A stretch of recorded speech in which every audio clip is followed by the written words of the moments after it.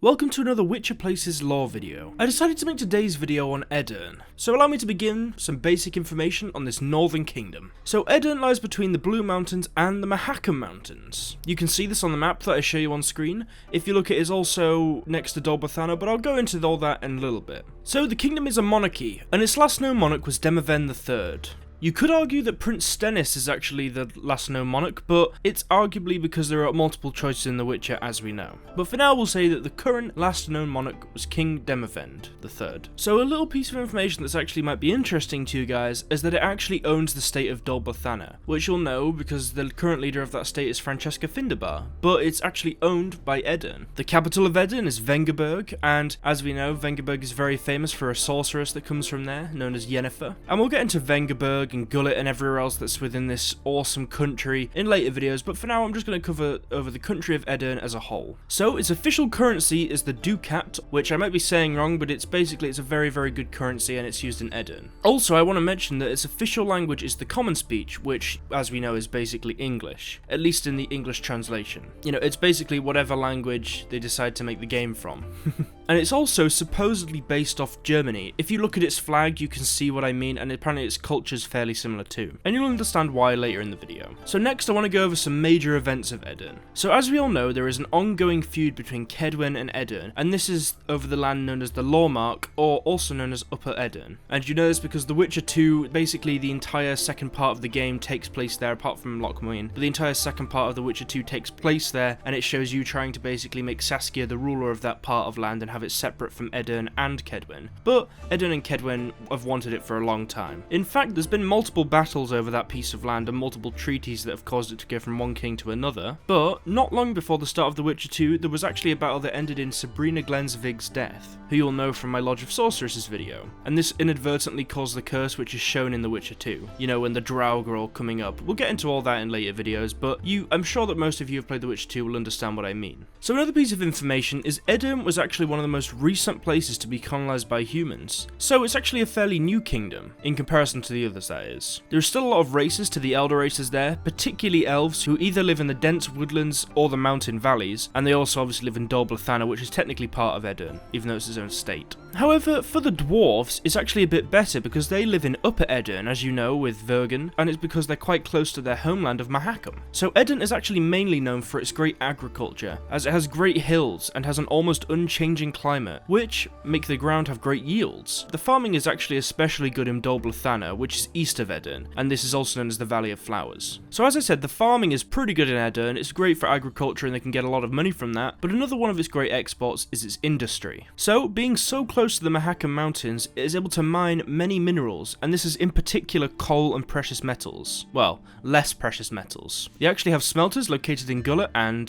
Eisenlarn, and the city of Aldersberg is actually a very good contributor to the country's exports. For example, it is Aedirn's main centre for dye works, and it manufactures a lot of the wool and textiles. These are all the things that combined make Aedirn's currency so great. You can see the comparisons between modern day Germany. For example, modern day Germany is known for its great agriculture, just as Aedirn is. So if you observe its coat of arms, you can see that it is basically just a rearranged German flag, which is what I'm saying to the reference to the real world. You can imagine Aedirn is a very similar country to, say, Germany. So next, I'm going to go over all the notable monarchs. So to begin with, there's Wenger of Atra, Aedirn, Weigand, Baldwin of Aedirn, Weidmont, Demavend, Demavend II, Vifuril, Demavend III, and obviously Prince Stennis. You might class as a monarch depending on the way that your game goes. And the royal family, all we know of so far, consists of somebody named Agnes. And other notable people from Aedirn, which are famous throughout the games and the books, is Applegat, Molnar Giancardi, Seltkirk of Gullet, as you all may know. He's a very cool character in The Witcher, and also a Gwent card, which you might find interesting. Saskia, who you'll obviously know from The Witcher 2. If you don't, she's basically a big green dragon who can also turn into a person, but she is technically a citizen of Aedirn. And obviously Yennefer. So now I'm going to move on to the main cities and keeps within Aedirn. So there is Vengerberg, which is actually the capital of Aedirn, as some of you may know. Aldersberg, which you may know from Jack and Aldersberg. Ascheberg, which I may be saying wrong.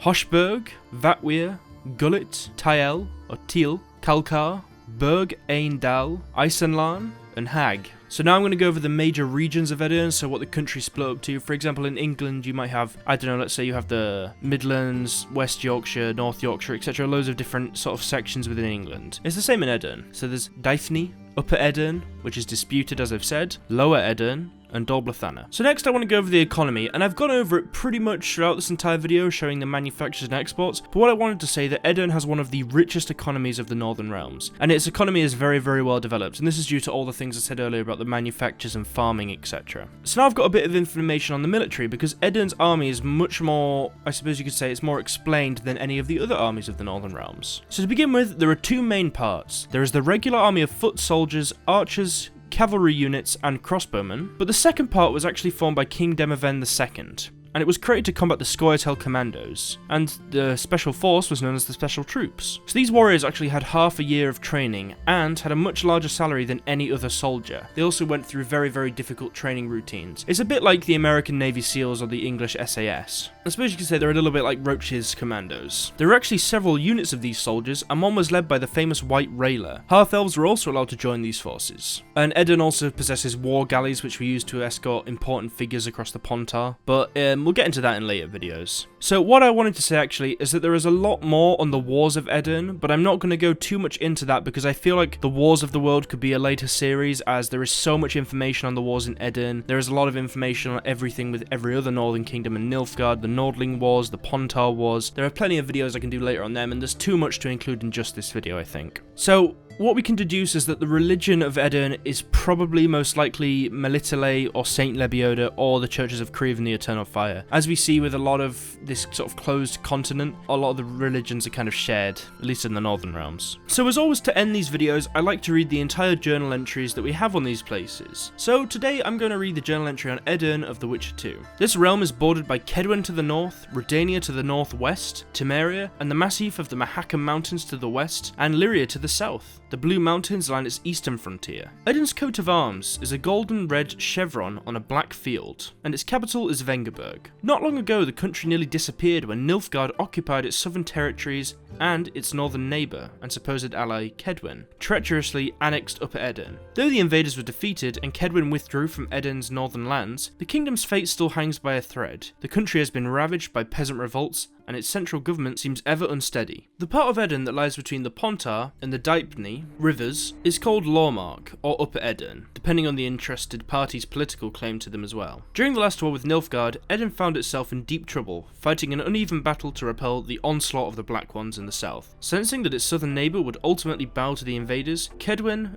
Aedirn's ostensible ally in that conflict, sent his armies into Lormark, annexing the region. Several days later, Margrave Mansfield of Ard Caraig, I'm sure I'm saying that right, and Marshal Menno Cohorn, commander-in-chief of the Nilfgaardian army, greeted each other on a bridge spanning the Dyfni River. They shook hands over the bleeding, tortured corpses of the Kingdom of Aedirn, sealing, let us not mince words, a criminal partitioning of plundered lands. And even though Kedwen restored Lormark to Aedirn after the war, its taking of the territory with Nilfgaardian support was one of the most disgraceful acts in history, though I venture to say it was probably not the only or last act of its kind. So that's all I have to say on Aedirn today, guys. As I say with these lore videos, I like to cover specific topics, then I like to branch out. For example, I have a video on Kaer Morhen and a video on the School of the Wolf, and I will have videos on individual witches, and they all go into the bracket of School of the Wolf. So I'll have, the Pontar Wars and this Aedirn video, which will go into the Aedirn bracket, and famous Aedirn citizens, such as all the Demovens. But anyway, I hope everybody enjoyed today's video. I just wanted to say to everybody that I've been streaming on Twitch quite a lot recently. I've done a lot of Dark Souls, so I'm sure you guys will enjoy watching me fail at that, as many of you actually already have. So be sure to go and follow me on there. We've set up everything on there, so there's a little follow notification when you follow and stuff. It's really, really cool. I also stream Gwent and many other games on there, so be sure to go and follow that, as I'm not streaming on YouTube anymore. I also want to say a big thank you to the Patreon pledges as usual. We got a new Patreon the other day, and that's always awesome to see. Thank you so much for every Patreon and all the new Patreons. Everybody that donates on the Patreon gets the rank of Grandmaster in the Discord, so it's really cool, and you get to have an exclusive Grandmaster chat that I try and chat in as much as I can. And there's also the default chat where you get to talk to everybody, which is just as awesome. We share pictures of stuff we make, loads of cool Witcher stuff and everything. It's awesome. So if you just want to join the Discord and don't have any money to donate, that's fine. Be sure to join down in the description and get the rank of Witcher. But anyway, I hope you enjoyed today's video, guys. Have an awesome week.